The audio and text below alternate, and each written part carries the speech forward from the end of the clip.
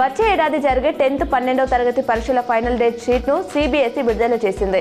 2 క్లాసులకు ఫిబ్రవరి 15 నుంచి పరీక్షలు మొదలవుతాయి. 10th విద్యార్థులకు మార్చి 10వ తేదీ వరకు, 12వ క్లాస్ స్టూడెంట్స్లకు ఏప్రిల్ 9 వరకు జరుగుతాయి. రోజు ఉదయం 10:30 ఎగ్జామ్స్ ప్రారంభమవుతాయి.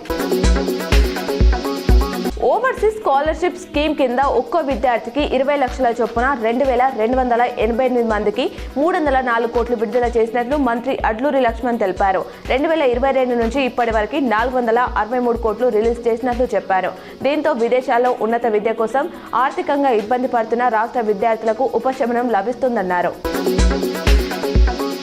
సుప్రీంకోర్టు కొత్త CJIగా జస్టిస్ సూర్యకాంత్ను నియమిస్తూ కేంద్రం నోటిఫికేషన్ జారీ చేసింది. ప్రస్తుతం CJI గవాయి చేసిన సిఫారసులకు రాష్ట్రపతి ద్రౌపది ముర్ము ఆమోదం తెలిపారు.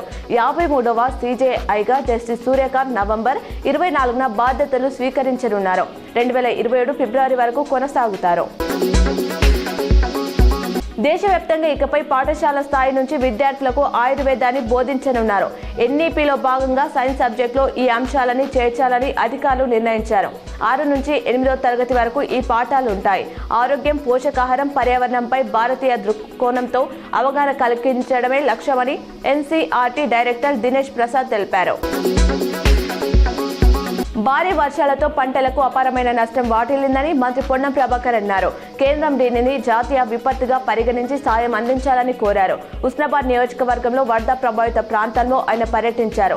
నష్టంపై రాష్ట్ర ప్రభుత్వం నివేదిక రూపొందిస్తుందని, అవసరమైన సాయం అందజేస్తుందని తెలిపారు.